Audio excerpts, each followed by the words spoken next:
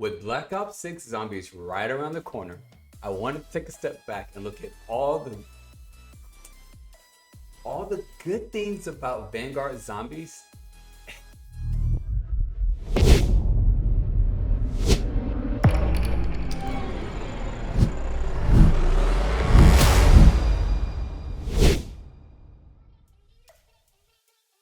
Welcome back to the channel, guys. Now, I actually went back and looked at Vanguard Zombies, and there were some inherently decent things about that game mode.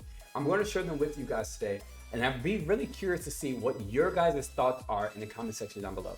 Now, if you have not had the chance to see my everything wrong with Vanguard Zombies, that one is going to have a lot more stuff in it. Trust me, I'm telling you right now, it's a really good video. There's going to be a pinned comment thing or a pinned video link up here somewhere.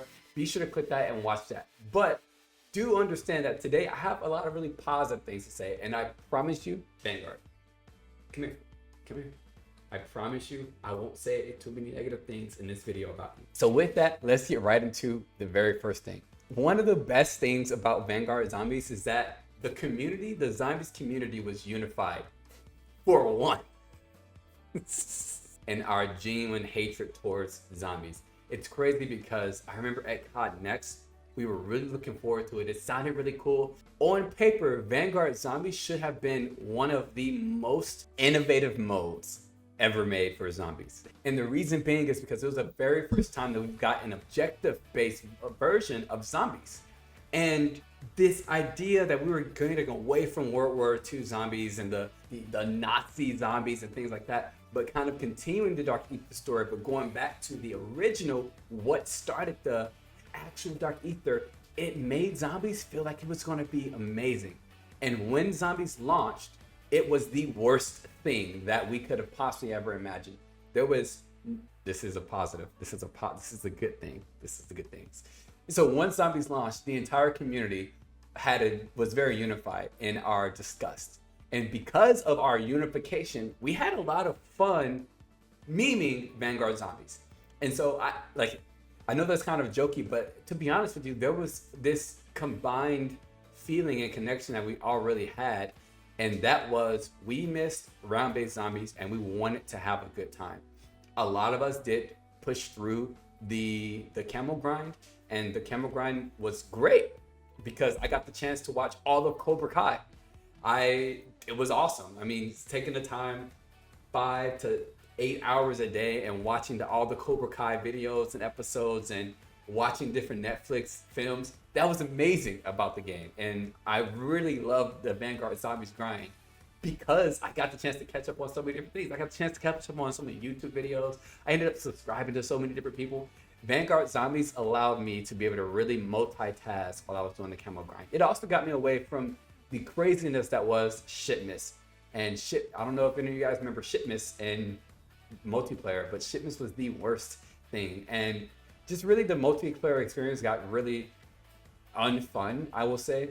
With Vanguard Zombies having the ability to take us away and get our mind off of the craziness that was the world and the craziness that was multiplayer, it really provided a very relaxing place where you can go to and literally just zone away and have your mind elsewhere where you just completed the Camo grind. The next up, the menus. So I'm happy to say that along with just having obviously our live servers and solo servers, we also did have private matches. So Treyarch, please keep private matches in Zombies. They're great. Private offline matches are perfect. With the onset of Numa as the round-based zombies mode, which I think was fantastic to bring an old school zombies classic back into the game, especially because we already had one of the objectives that took us to a portion of Numa. I think that was genius. Also, the traps, they were very nice. The lightning trap, the lightning door trap, and the log, bringing all the good classic stuff back was very good. They really made it feel just really good overall. The side Easter egg quests, they implemented those very well as well. So good job on Numa, Treyarch, good job. I think Numa was, for the most part, received decently from most of the community. Good things on it. Another thing I did enjoy about Numa was the fact that the round change, like number, the burn effect was so cool. Like how it would change. I think that looked really good. I would also love to see that come back in Black Ops 6 Zombies. Here's what I want to talk about the perk machines really quickly. I think the perk machines were probably one of the best features about Vanguard. We got this whole new fountain of perks that really just made it feel good. Being able to dip our chalice in the perk. Well, I wish we actually had the chance to like actually dip the chalice. Oh, good video. Being able to theoretically dip a chalice from the gods into this fountain to drink to upgrade ourselves. I think that concept on paper was amazing. Also the different upgrades. I think the upgrades were also awesome.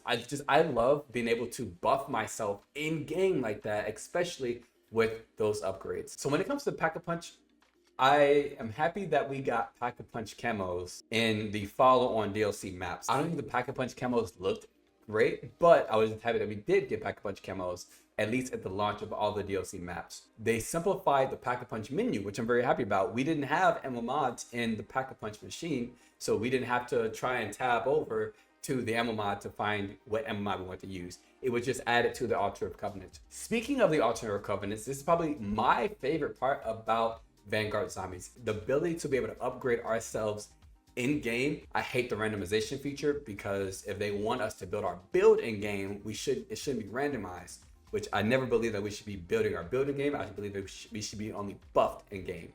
So we build our build out of the game, but buff ourselves in game. I think the concept of having these different abilities to be able to add to ourselves to buff us was really great. There were some really good covenants there that really helped out, especially with the camo grind, that made some weapons feel very usable if you did get it before you died because you didn't have any of the good covenants for your build. But I also love that we got sacrificial hearts every round. I know with the upcoming zombies mode, we're going to have Gobblegums back, and with Gobblegums, every round we'll be able to hit the Gobblegum machine. Are we likely to hit the Gobblegum machine every single round? Probably not. And so one thing I did enjoy about the sacrificial hearts is it gives you something tangible that you can hold and continue to collect. So whenever you are ready to go back to the Altar of Covenant, you can buy multiple items at one time. I would love to be able to do something like that where we can collect something and hold it up to where once we finally get back around, because some of the maps I assume would be really big, like Terminus. I might not be somewhere where there's going to be a Gobblegum machine all the time, unless there's a ton of Gobblegum machines all around, which I do believe that Terminus at least has 2 confirmed for sure. Here's an idea to kind of make it match.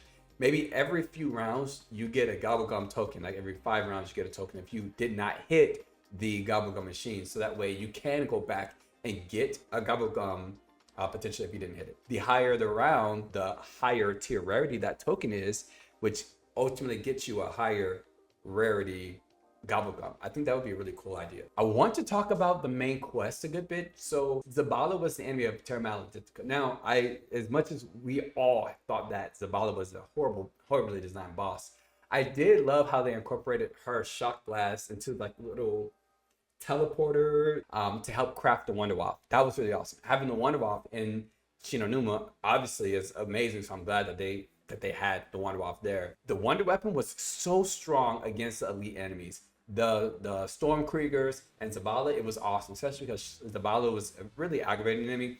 You could only do a certain amount of damage to her at a time, and so being able to utilize the Wunderwaffe just to melt her and the Stormkrieger made it feel very good, especially because it's a Wonder Weapon. Wonder Weapon should be very powerful. Just a couple other little random things. I think the Pack-a-Punch camo on Numa was pretty cool. I did really like the way that they added in multiple colors into the different designs. I thought that was awesome, as well as the launchers. I think I mostly play with launchers in Call of Duty Vanguard after I got the Dark Ether green tiger camo. I do miss the floating loot, so Treyarch, please bring back floating loot. It doesn't have to have like the item name and description above it on the screen the whole time. I can see what it is. It's a stun grenade. It's scrap. I can see that. So I don't need the descriptor on the screen that just clouds up the HUD. Also, I did like the 1 scrap system.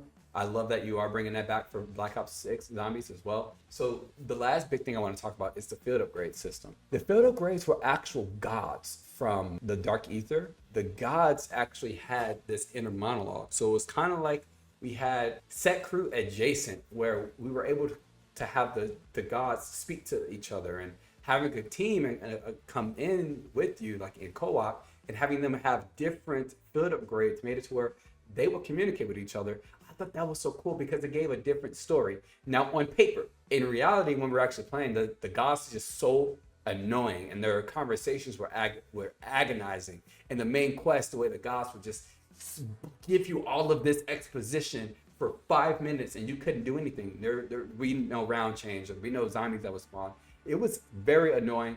It slowed down the entire gameplay. It's supposed to be a good video. It was really good and awesome that we felt connected to our godly field upgrade, who we were ultimately trying to save from the Quarterfacts. There was Ring of Fire. I love Ring of Fire. Bring back Ring of Fire, please. If you guys enjoyed this video, let me know in the comment section down below. Please let me know what things I had left out that you guys enjoyed, because I know that there were some people who enjoyed Vanguard Zombies.